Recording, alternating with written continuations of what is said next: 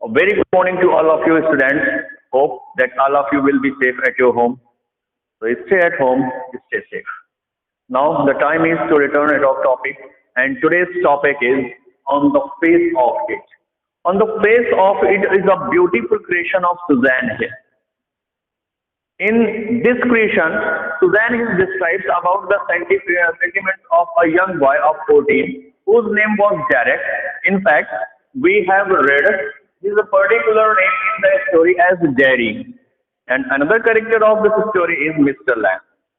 So, what was the conversation between Mr. Lamb and Jerry, which made them a good friend? And before losing the old man, what was the sentiment of Jerry towards the world and towards the people? On the face of it, Susan Hill की एक बहुत ही उत्कृष्ट रचना है, और इस रचना में हम एक 14 साल के बच्चे के मनोभावों को, उसके विचारों को देखेंगे कि उसका नजरिया इस संसार के लिए कैसा है। और ये जानने के पीछे रीजन क्या है? The reason is that Jerry has injured his face with acid. Acid से जो आधा चेहरा था वो डेरी का जल गया था, and now he has become a matter of derision, a thing for laughter, a thing for mock। क्या था बेटा? चेहरा जलने की वजह से लोग उसका मजाक उड़ाया करते थे, वो हंसी का एक पात्र बन चुका था। And if you want to learn this story, if you want to understand the story, so before understanding the summary of this lesson, we should also know the moral of the story.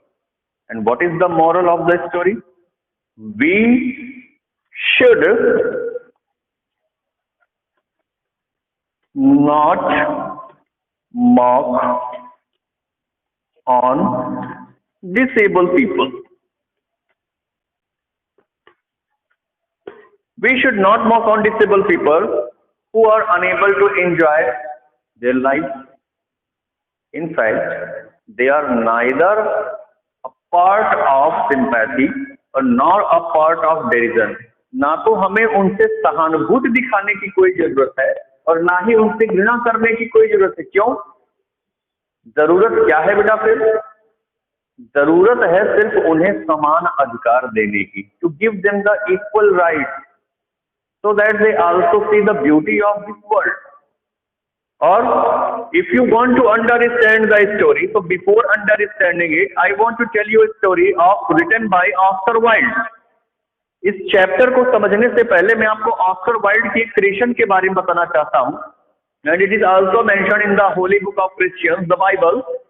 उस Holi book में बेटा Oscar, उसी Holi book के incident पर Oscar Wilde ने एक story लिखी थी बेटा, और वो स्टोरी क्या थी? The selfish giant.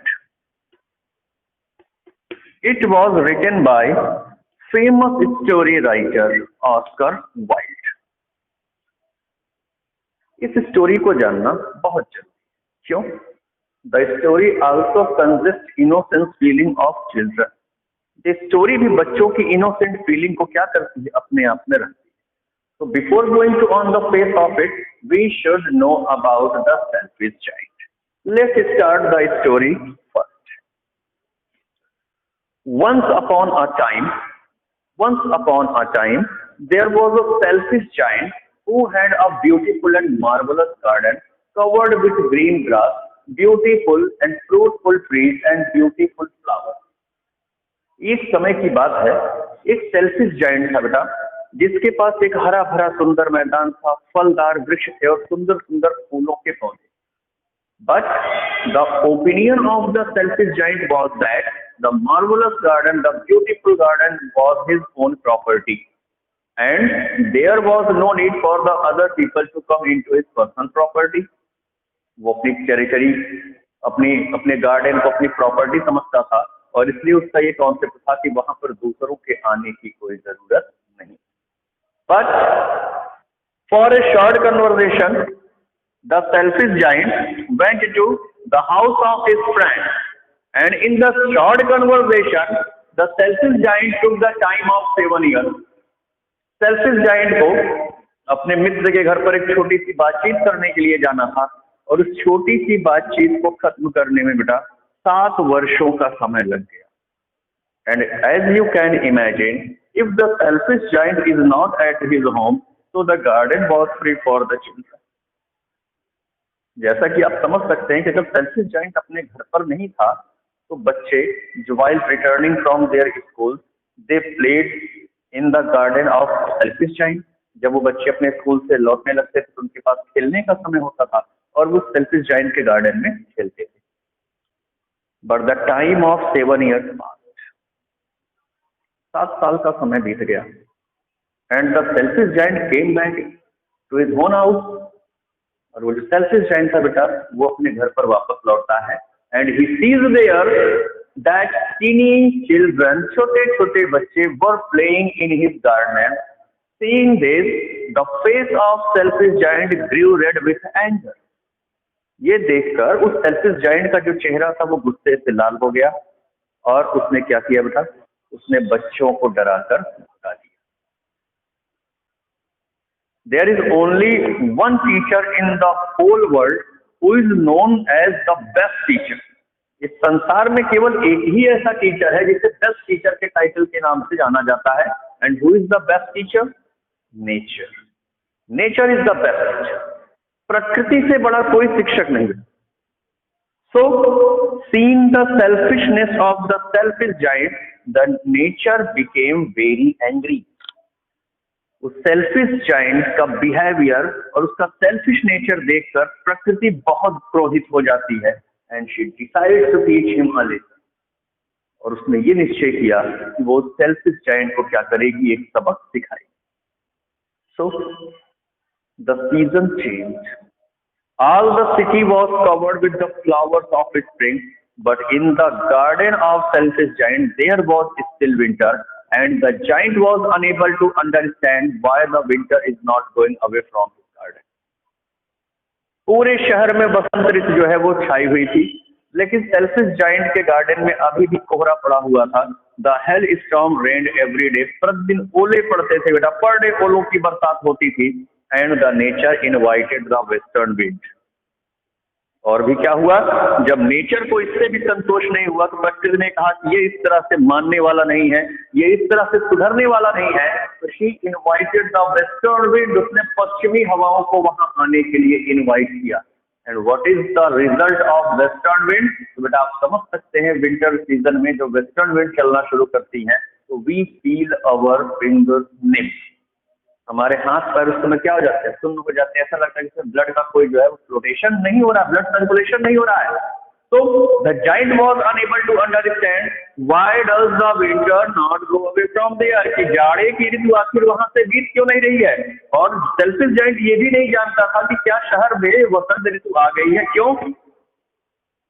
The selfish giant was not an amiable fellow, वो लोगों से घुलने मिलने वाला व्यक्ति नहीं था, और इसीलिए उसे इस बात का पता नहीं चल रहा था। One day, when the selfish giant was lying on his bed, he heard the melodious and beautiful song of linnet bird. Selfish giant अपने बिस्तर पर लेटा था घर के अंदर, कुछ छत के जो रूफ के टाइल्स थी वो भी टूट गई थी ओलों के पड़ने से। उसे लिनेट पक्षी की मधुर आवाज सुनाई पड़ी। And the selfish giant thought that there would be some marriage ceremony in neighborhood, कि आस पड़ोस में कहीं पर कोई शादी का माहौल होगा। But after that he smelled a flower. थोड़ी देर बाद उसे फूलों की महक आई और वो अपने बिस्तर से उछल पड़ा कि मेरे गार्डन में स्प्रिंग सीजन आ गई। And when he saw out from the window, he saw a strange sight. जब उसने अपने विंडो को ओपन किया तो उसे बड़ा ही अजीब अद्भुत नजारा दिखाई पड़ा। वो क्या था बेटा, इस बाउंड्री में एक छोटी सी गैपिंग हो गई थी और उस गैपिंग से होकर कुछ बच्चे इंटर कर गए थे अंदर, और आधे गार्डन में where the children were playing, जहां बच्चे खेल रहे थे, देयर वाज स्प्रिंग सीजन, वहां पर स्प्रिंग सीजन था। और बाकी हाफ साइड में वो क्या था, देयर वाज स्टिल विंटर, वहां अभी भी फॉग था। Seeing this, the selfish giant realized his own mistake and he decided to pull down the wall-made vine. बच्चों को दूर रखने के लिए उसने अपने गार्डन के चारों एक हाई वॉल स्टेबल की थी, एक ऊंची बाउंड्री बनवा दी थी, एक बड़ा सा लोहे का गेट बनवाया था और उस पर एक नोटिस भी लिखा था कि ट्रेसपासर्स विल बी प्रोसिक्यूटेड, आज्ञा का उल्लंघन करने वालों को सजा मिलेगी। लेकिन ये देखकर the heart of selfish giant melted. उस सेल्फिश जाइंट का जो हृदय था वो पिघल गया एंड उसने क्या किया, उसने पूरी बाउंड्री को गिरा दिया। जब वो अपने कमरे से बाहर निकलता है तो बच्चे उसे देखकर फिर से भाग जाते हैं। But there was a little boy in the other side of the garden who did not see that giant is coming there. आधे बगीचे के बच्चे तो भाग गए, लेकिन दूसरी तरफ एक छोटा सा बच्चा था जो ये देख नहीं पाया कि वो सेल्फिश जायंट घर के अंदर से आ रहा है। और वो बच्चा क्या चाहता था? The boy wanted to sit on the branch of a tree. वो बच्चा एक पेड़ की डाल पर बैठना चाहता था और इसलिए वो हाथ को ऊपर फैलाकर खड़ा था और उस पेड़ में भी जितना हो सकता था अपनी ब्रांचेस को नीचे झुका दिया था, लेकिन बच्चा इतना छोटा था कि वो उसकी ब्रांचेस को पकड़ नहीं पा रहा।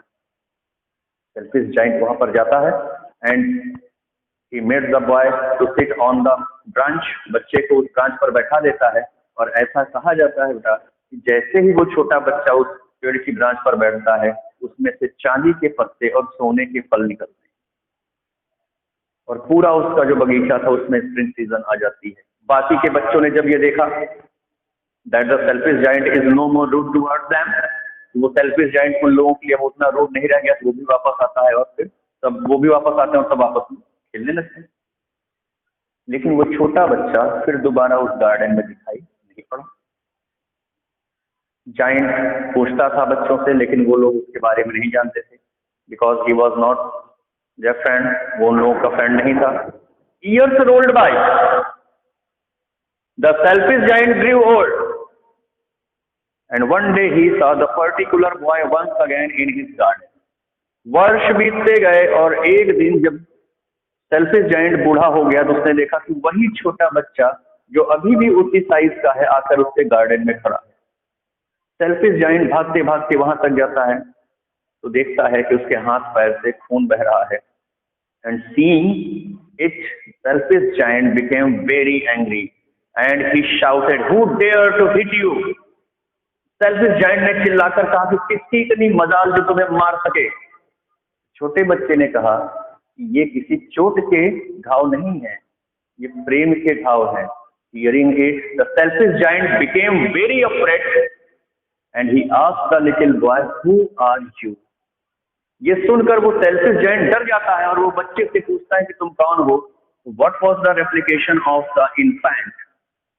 छोटे बच्चे का क्या आंसर था बेटा? The little boy answered that one day you permitted me to play in your garden and today I am here to take you with me to my own garden। एक दिन ऐसा था जब आपने मुझे अपने गार्डन में खेलने का मौका दिया था और आज मैं आपको अपने साथ अपने गार्डन में ले जाने के लिए आया। And who was the little boy? It is said that the little boy was Jesus Christ who came there to convert the heart of selfish giant। ऐसा कहा जाता है कि वो छोटा सा बच्चा जो था वो ईसा मसीह थे जो सेल्फिश जाइंट का हार्ट जो है चेंज करने के लिए आए थे। तो हमने क्या सीखा यहाँ पर? Here the heart of selfish giant was converted by nature, who is known as the best teacher of the world, and let's see the story of on the face of it। In this story we find two characters, Mr. Lamb and Jerry। Jerry is a boy of 14 and Mr. Lamb is an old man। Both are similar in some points। कुछ बातों में दोनों लोग एक समान हैं। कैसे? In a war, Mr. Lamb lost his one leg। युद्ध में ड्यू टू बॉम्बिंग, बम की वजह से मिस्टर लैम ने अपना एक पैर खो दिया था and he had to face the comment of Lamey Lamb from the kid. Whenever he tried to go into the street, the little children started to cry out, "See, Lammy Lamb is coming here! See, Lammy Lamb is coming here!" जब कभी भी Mr Lam बाजार के लिए निकलने लगते थे, सड़क से ऊपर जाने लगते थे, तो छोटे छोटे बच्चे चिल्लाते थे कि वो देखो लैमी लैम आ गया, लैमी लैम आ गया। But Mr Lamb never paid attention on them. Mr Lamb ने कभी उन पर कोई आंसर या अपनी कोई प्रतिक्रिया नहीं दी, कभी ध्यान नहीं दिया। और डेरी के साथ भी ट्रेजेडी क्या थी बेटा कि due to acid His half face was burnt. एसिड की वजह से आधा चेहरा उसका जल गया था, and that was the reason he was unable to adjust himself among the society. वो अपने आप को समाज के बीच में स्थापित करने में वो एबल नहीं हो पा रहा था. क्यों? The people Derry met, they always passed comments on his burnt face. Derry found only two kinds of people, one who had sympathy in their heart, and they always mentioned the poor boy. What would be happened to him in this world? And the second kind of people who passed comments, who feared from the burnt face, and who commented that the boy should stay at the place where the other people like him live. Dairy को अपनी 14 साल की छोटी सी उम्र में केवल दो तरह के लोग मिले थे.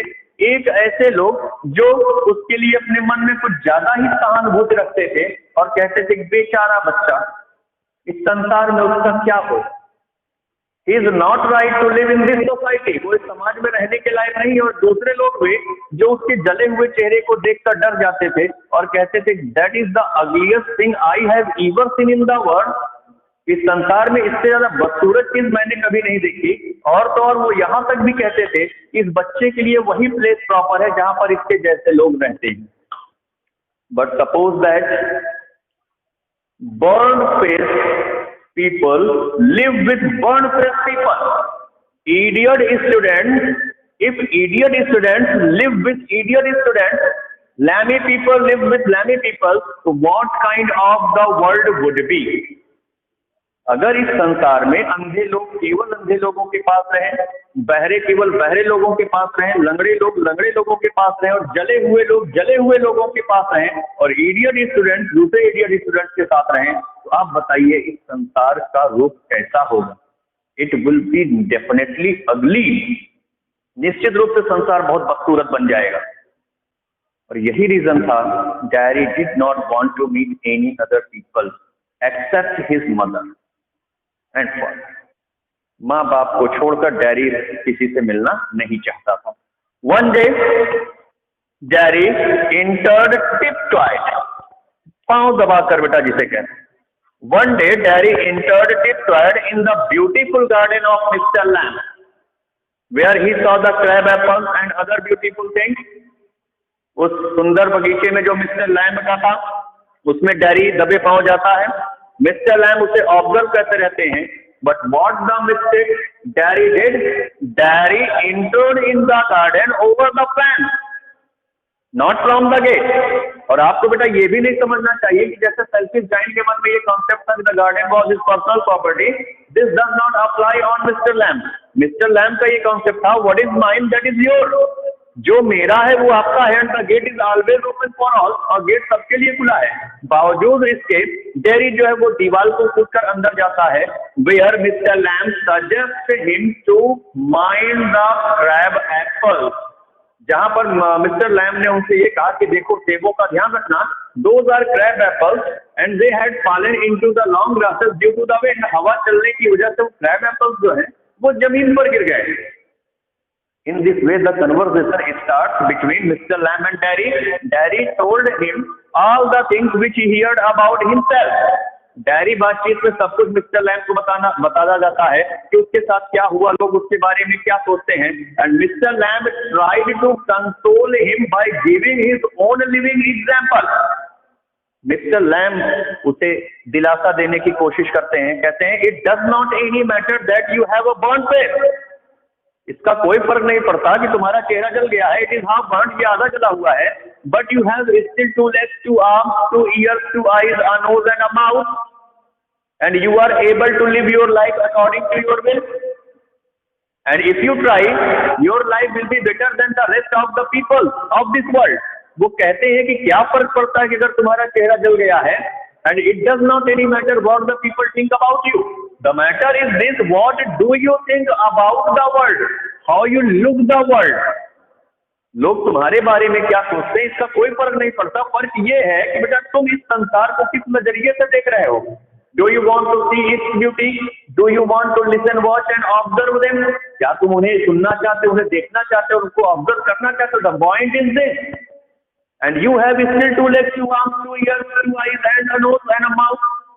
सब कुछ पार्ट तुम्हारे ठीक है, और अगर तुम चाहो तो अपने जीवन को अपनी इच्छा के अनुसार जी सकते हो, और अगर तुम सोचो, अगर ट्राई करो, तो तुम्हारा जीवन संसार के दूसरे लोगों से भी बेहतर हो सकता है। In this way the consciousness of Derry was awakened by mister Lamb. इस तरह से जो सोई हुई चेतना थी डेयरी की, उसको अवेकन किसने किया बेटा? उसको जागृत किसने किया? मिस्टर लैम्ब ने। इट वॉज गेटिंग डार्क, शाम हो रही थी, and dairy told mister lamb that his parents will be bothered about him. Derry ने बताया मिस्टर लैम्ब को कि उसके माता पिता उसके बारे में चिंता कर रहे होंगे कि वेयर वॉज ही, कि वो कहां पर है। तो mister Lamb suggested go and tell him. Derry ने पूछा मिस्टर लैम्ब से, व्हाट विल यू डू? तो मिस्टर लैम्ब ने कहा, I will bring a ladder and try to pluck those crab apples. मैं यहाँ पर एक सीढ़ी लेकर आऊंगा, भले ही मेरा पैर एक जो है वो टिन का बना हुआ है, लेकिन मैं उन क्रैब एप्पल्स को तोड़ने की कोशिश करूंगा। तो the question was put up by Derry, may I assist you, और how may I assist you? क्या मैं आपकी मदद कर सकता हूँ? तो mister Lamb said that you could if you want, यानी तुम मदद तो कर सकते हो अगर तुम चाहो तो। So after a short conversation, Derry ran away from there and reached to his house, which was 3 miles away from that particular place. दौड़कर डैरी जो अपने घर पर जाता, अपनी माँ को बताता कि मैं वहां पर जा रहा हूँ। I want to see the beauty of the world, and it does not any matter what the people think about me. The matter is this: I want to see the beauty of the world. I want to watch it. I want to listen everything, and I want to observe anything of the beauty of the world. उसकी माँ उसे बहुत रोकती हैं, but it was of no use. Daddy went once again in the beautiful garden of Mr. Lamb, but there was a tragedy. वहां पर एक tragedy हुई। As Derry had predicted before, Derry ने पहले ये सावधान किया था मिस्टर लैम्ब को कि ऐसी गलती ना कीजिएगा। अगर आप उस लैडर से गिर पड़े तो हो सकता है कि आपकी गर्दन टूट जाए और आपकी मौत भी हो सकती है। मिस्टर लैम्ब ने कहा कि मैं ऐसा करता आया हूं, लेकिन डैरी जब वहां पर पहुंचता है तो देखता है कि मिस्टर लैम्ब अपने गार्डन पर पड़े हुए। वो उन्हें जगाने की बहुत कोशिश करता है, लेकिन इसका कोई फायदा नहीं। क्यों? The gentle personality of mister Lamb was no more in that world. Mister Lamb जैसा सरल स्वभाव वाला व्यक्ति अब इस दुनिया में नहीं था। Seeing that mister Lamb had died, Derry started to cry, and that is the end of the story. Mister Lamb को मरा हुआ देखकर डैरी रोना शुरू कर देता है, और इस तरह से कहानी खत्म होती है। So that was the summary of the lesson on the face of it, written by Suzanne Hill. And in next class, we shall see another summary of your chapter. Till then, have a nice day.